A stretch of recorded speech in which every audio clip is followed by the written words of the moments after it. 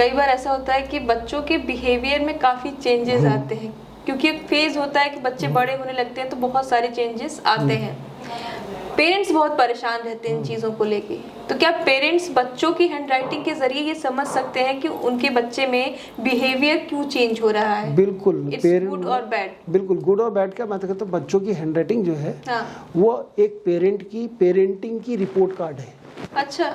हाँ, कि कितने अच्छे आप पेरेंट हो वो बच्चे की हैंडराइटिंग बताएगी कि आप कितने अच्छे बच्चे हो, कितने अच्छे पेरेंट हो, कैसे बच्चे की परवरिश कर रहे हो, वो बच्चे की हैंडराइटिंग देखकर हम बता सकते हैं।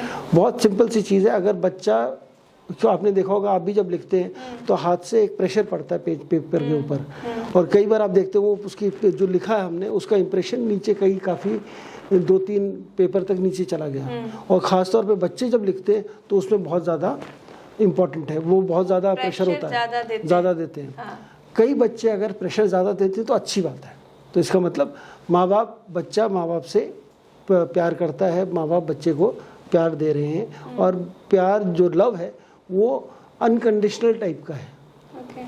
अगर वो हल्का लिख रहे हैं, बच्चे की हैंडराइटिंग बड़ी हल्की है, मतलब इतना इंप्रेशन पढ़ ही नहीं रहा नीचे, ऐसी हैंडराइटिंग आ रही है, तो इसका मतलब हो गया कि बच्चे को कंडीशनल लव है अपने पेरेंट्स से।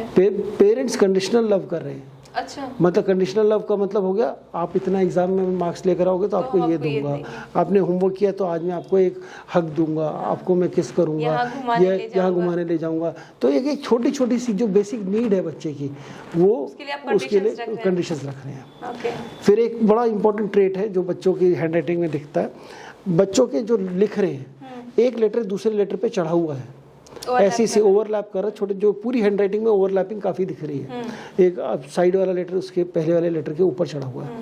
ये एक थोड़ा सा खतरे वाला साइन है। खतरे वाला साइन इसलिए बोल रहा हूँ मैं क्योंकि यहाँ पर बच्चे को क्लोजनेस से, फिजिकल क्लोजनेस चाहिए।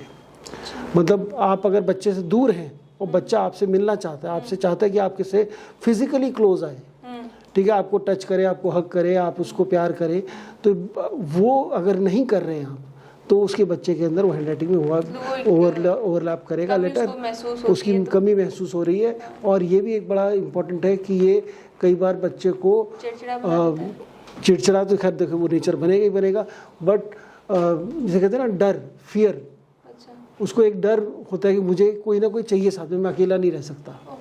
तो वो डर भी धीरे धीरे क्रिएट हो जाता है उसके अंदर। सिर्फ इसलिए क्रिएट होता है क्योंकि पेरेंट्स जो हैं बच्चों को समय नहीं देते, बच्चे को समय नहीं दे रहे, बच्चों को फिजिकली अपने पास नहीं रख रहे हैं। उस फिजिकल टच बहुत ज़रूरी है बच्चों की बढ़ती हुई एज के लिए, कि बच्चों को हम कितना फिजिकली, मतलब होता ना ओकेजनली बच्चा बड़ा हो रहा हम उसको कितना हक कर रहे हैं, बच्चे को हम बच्चा आपके पास आके चिपक रहा था, आपने कहा चलो दूर हो जाओ, अभी हटो, अभी बताओ, ऐसा नहीं करना। क्यों ऐसा कर रहे हो? हाँ, क्यों ऐसा कर रहे हो? तो अगर तो बच्चा अगर आपको आके हक कर रहा है तो उसको हक करने दीजिए, आप भी हक करिए।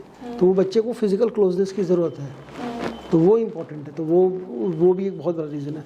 और सबसे सिंपल आपको मैं बताऊँ, आप बच्चे से सिर्फ इतना बोलिए कि आके लिखे I am so and so, उसका आई देखिए कैसे बनता है। लेटर आई जो है वो बड़ा इम्पोर्टेंट है। हम 2 तरीके से लेटर आई बनाते हैं, और लेटर आई आपका पेरेंट्स, मदर, फादर के ऊपर कैसे हम बात करते हैं उस पर उस चीज़ को बताता है। ये हमारा लेटर आई होता है, ठीक है, ये लेटर आई है हमारा। ये ऊपर वाली जो क्रॉस बार है इसको क्रॉस बार बोलते हैं, इसको स्टेम बोलते हैं। अच्छा। जो स्ट्रेट लाइन है उसको हम स्टेम बोलते हैं, जो हॉरिजॉन्टल है ये क्रॉस बार है। ये बताती है हमारे मदर को, अच्छा, मेरे मदर के साथ कैसे रिलेशनशिप है, मैं मदर से कितना एसोसिएट करता हूँ अपने आप को, कितना उनसे इन्फ्लुएंस्ड हूँ, मदर से क्या सपोर्ट मिल रहा है मेरे को या सपोर्ट मिलना चाहिए, वो मेरे को आई बताता है। ये बताता फादर, नीचे वाली लाइन, ये मैं खुद हूँ।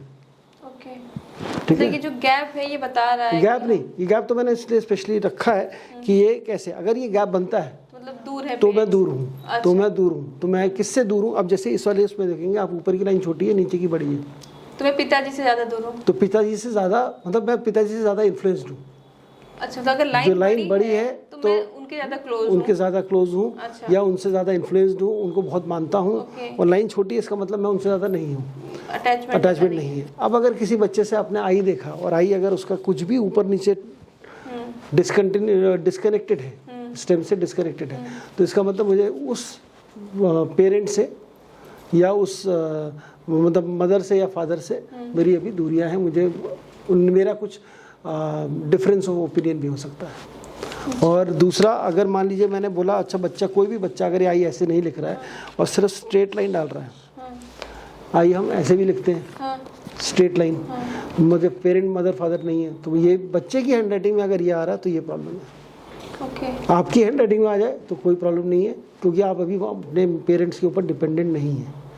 बट बच्चा जो है, अगर मेरी हैंड राइटिंग की बात हम करें भी, तो इस एज में भी तो ऐसा होता है ना कि कई बार हम माँ के बहुत ज़्यादा करीब रहते हैं, पिताजी के दूर रहते हैं, फिर पिताजी के बहुत करीब रहते हैं, तो ये चीज़ हम लोग के साथ भी तो बिल्कुल ये एक इसमें सवाल मेरा ये है, जैसे कि ये तो दूरी वाली बात हो गई, अगर ये जो बीच की लाइन है जो मैं हूँ, इसको मैंने मदर लाइन को कट किया या फिर फादर लाइन को कट किया, हाँ, तो वो कट करना भी गलत है। तो उसका क्या मतलब होता है? कट किया तो भी हमारे संबंध अच्छे नहीं है, हमारे संबंध लड़ाई झगड़ा हो रहा है, डिफरेंस ऑफ ओपिनियन हम कह सकते हैं। अच्छा। हमारे पेरेंट जिससे भी कट हो रहा है, मतलब अगर ये क्रॉस कर गई लाइन, तो वो इसका मतलब हो गया हमारे डिफरेंस ऑफ ओपिनियन है मदर फादर के साथ, जो जिस भी साइड में जा रही है।